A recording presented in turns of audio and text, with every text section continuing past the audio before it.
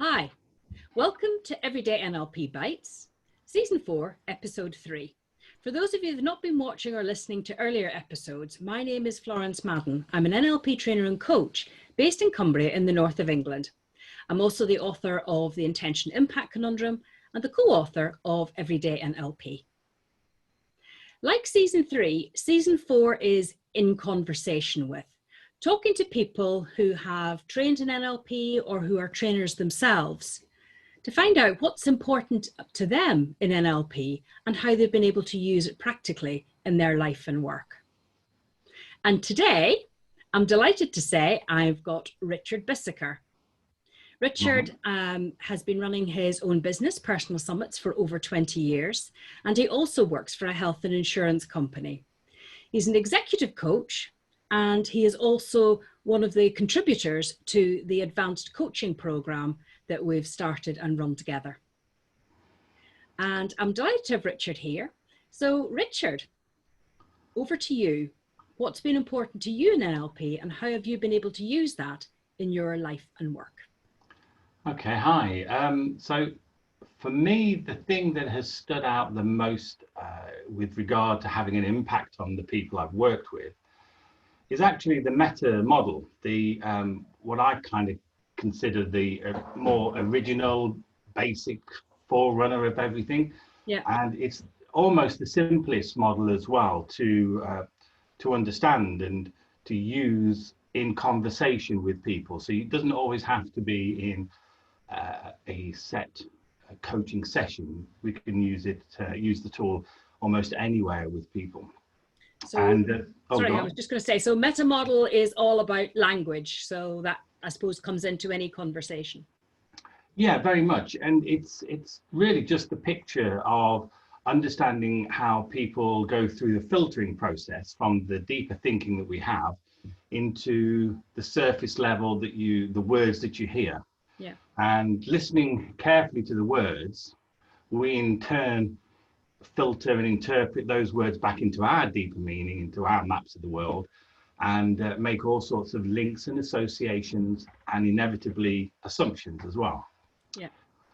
And in that sort of process, there's a lot of potential for getting things either misunderstood or misrepresented, and for a lot of powerful change to slip by unnoticed, the potential to challenge things. So I find the model very useful. Generalization words, deletions, looking for where people are omitting things and why they're doing that. Mm-hmm. And then also the distortions as well, how people justify things in order to avoid the discomfort of change, usually. Yeah. So for me, that model is the main one. Oh, sorry to interrupt you again there, Richard. I wonder if you could maybe just give an example of a deletion and a distortion and a generalization. Okay, yeah. So if I start with the generalizations one, because that one for me is the most common one that we pick up. And in scenarios where people are saying always, it always happens every time, no one, everyone, and this sense of taking an instant of an occasion, and maybe it's happened a couple of times, 3 times, 4 times in reality, but it's enough for people to start saying that's always there, that's everyone is doing this, and or the system's always going to be like that. So being able to challenge and just come in there and say, well, actually, let's break that down. It takes a mountain of an obstacle into smaller little molehills that you can much easier kick over and deal with. Yeah. So that's the generalizations one. And I think it's also a matter where people have in the past thought about a scenario, come to a conclusion, and then feel through habit, we don't need to keep rethinking that out. We just accept that was our conclusion, and we apply it to everything else. But the world's changing so fast around us that those old conclusions are no longer relevant in the current context.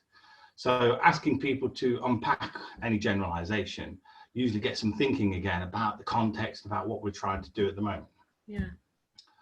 So that's generalizations, yeah. The deletions ones is on a similar sort of vein, where people, for the sake of usually speed, want to get their message across, use the pronouns it, they, him, then, where, and all sorts of smaller versions to get their message across. But in doing that, actually also overlook the reality of the current situation. So just unpicking that and coming back, sometimes it's a little bit like getting hold of a mussel or a clam and sort of sticking your knife in and weaving it open and say, well, what's in there really? And is all that stuff that you decided years ago actually relevant today?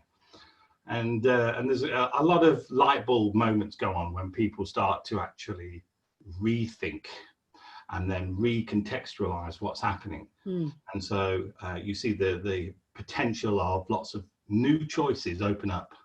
And that's really what I think we do with the coaching, is to bring people those new insights to their own behaviors and the opportunities around them, let them connect the dots. Yeah, it also sounds from what you're saying, it's almost like kind of cutting the problem down to size. So someone says management don't know what they're doing, which is another deletion. Is actually, okay, let's narrow that down to who doesn't know what they're doing. Yeah. Or the other way around, the staff don't seem to kind of get the big picture. They're not knowing what they're doing, and in all sorts of different scenarios. Yeah. And it's that assumption that we make, and just challenging, is this still relevant in the current situation? Yeah. Well, I guess what you're saying is people are often trading on old thinking, or taking one situation that has happened to them and extrapolating or forward, that's a kind of a general rule.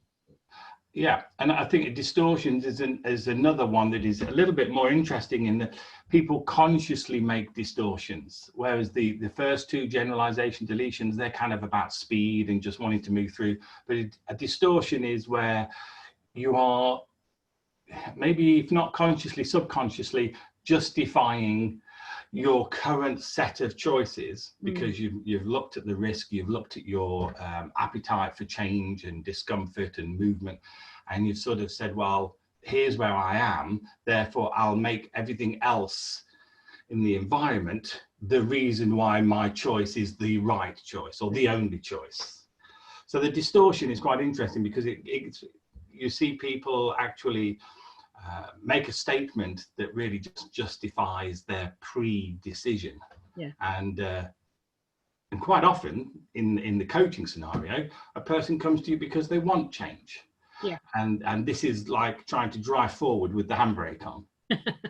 So we're unpicking that clam and trying to get in there and sort of say, well, is that sentence, is that distortion, whatever you've put together to justify, is it really what you want inside, getting into the beliefs and values again?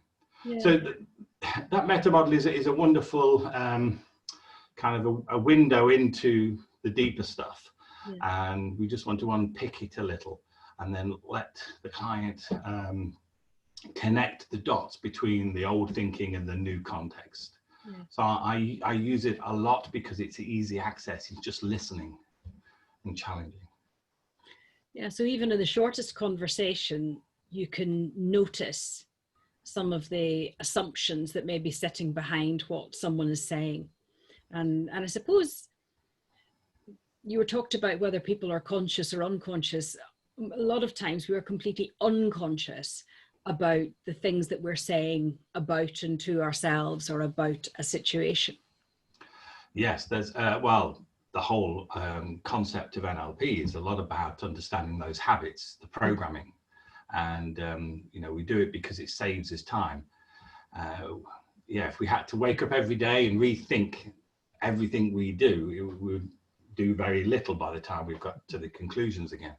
So it's useful, and in some contexts it works well, but very often the change that's happening around us is coming at us so fast. The old way of thinking does need re-challenging all the time, really. Richard, could you give us an example from your coaching of where you have noticed someone using a meta model pattern and where you've helped them unpick that and move their thinking forward? No, I'm just trying to think. Off the top of my head. Oh, if I'd have thought about it, I'd have prepared a story. Well, no, you see, the whole thing is that this is a conversation. So our conversations often go like this. That claim client confidentiality. Oh, you don't have to mention their name. Absolutely not. Absolutely not. Yeah, I suppose one that's popped into my mind is, you're talking to someone, I've been talking to people, or I'm thinking about someone in particular saying, oh, well, I wouldn't get that job because I know my boss doesn't rate me. Right, yeah. And you say, whoa, well, let's just find out what's going on there. Yeah. So, yeah, where's the evidence? Do you know that? Yeah. What evidence do you have for that? And looking in, I mean, with any phrases like that, looking into just the not just the evidence there, what they've got to draw upon, but also their own set of past past memories that they've logged in. And this is another kind of tool as well of looking back at past memories. People often recall more frequently the negative ones than the positive ones. Whenever you're asking about, can you put together a list of all the things which you're really grateful for, the successes that you've had, the wonderful moments? It's quite interesting. Many people come back with the negative ones. So as you look back there, and they are initially pulling forward all the negative things and using that to define the moment.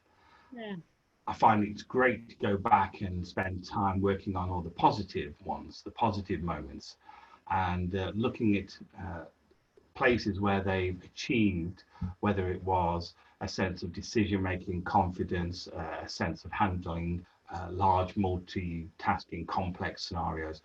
And they look back in the past at some other scenarios where they've really enjoyed themselves, and then helping them to make those links between the activity they enjoyed and the skill base that they used in that, and then bringing that forward into the current moment, saying, well, if you did that there, how well could you reflect on your own skills in this situation? What could you use?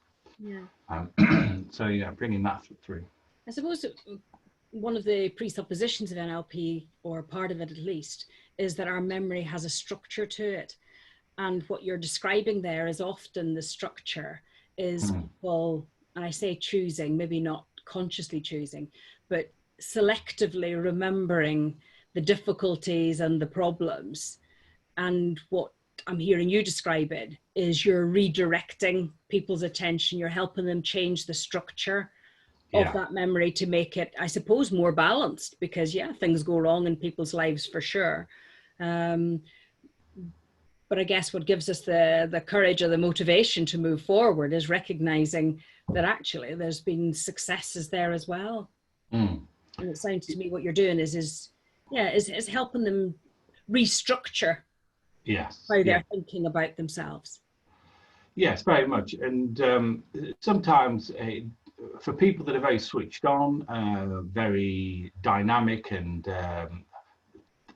already have full accountability for what they're doing, that doesn't take a lot of energy for them to go back and picture that. But we all have moments where something happens and it kind of goes against what we want, and we have those imposter syndromes, those doubting moments. And that's the time where we go back and look more carefully and put energy into bringing forward those moments where we've succeeded and things we've done well. So we all have those moments, and we all need to dig into them. Absolutely. But meta model, I guess, sounds like that's your starting point of noticing where those or that problem thinking, of a way of putting it like that, noticing where that problem thinking is emerging, and then on it from there. Yeah, I think the reason I like it as well is because it is so conversational. So it's neither I nor the client ever feel that we're in a sort of a forced sort of scenario where we're doing a kind of counseling session, or we're in a kind of a forced teaching session. It's literally just as a thinking partner, exploring stuff, and then picking up on where there's a potential for leapfrogging old thinking and not going back and questioning what's happening. So yeah, it's a great way to hold the rapport, and to also, which is very important as well for the client, to not feel like we are giving advice or telling them what to do.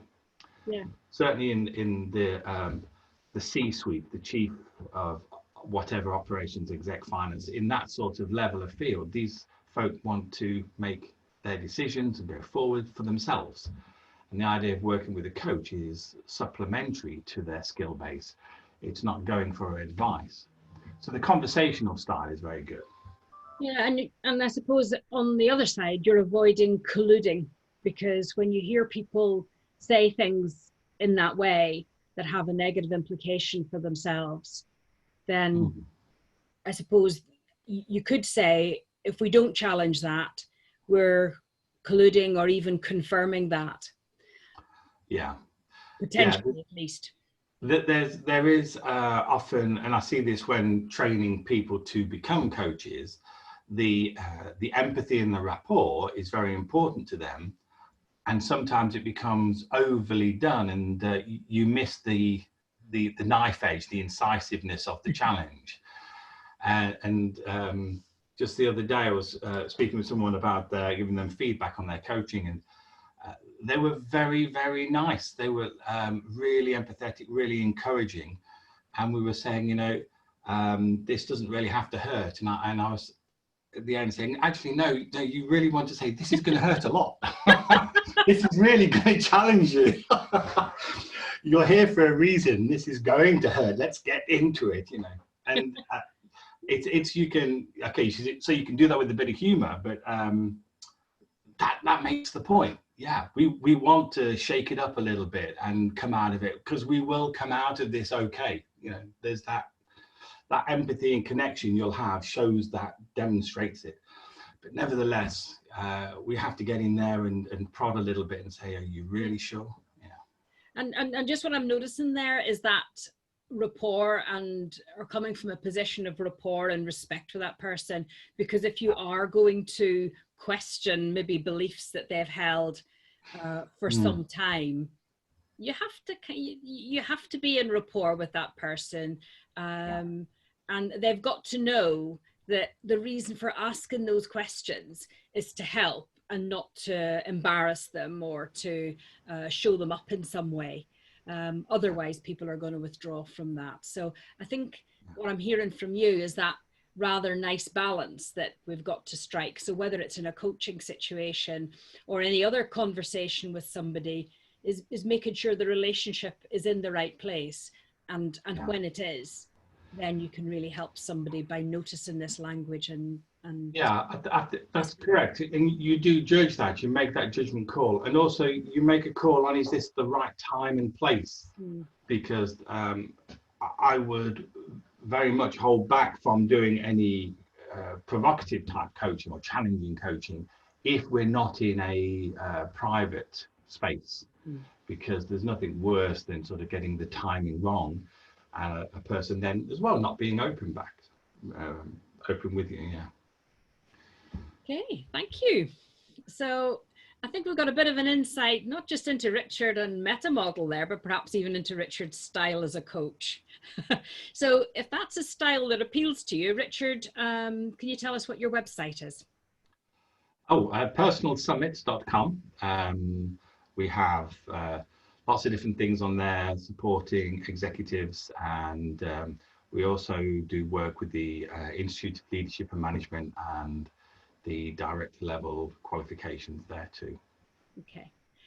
Well, thank you, Richard, and thank you to those of you that have been watching or listening. If you didn't manage to catch Richard's website, it'll be on the blurb that goes with this podcast in any case. So as I say, thanks to you and thanks to Richard. And I hope you'll join us next week when I'll be speaking to Sarah Scarrett. So thank you. Have fun. Bye.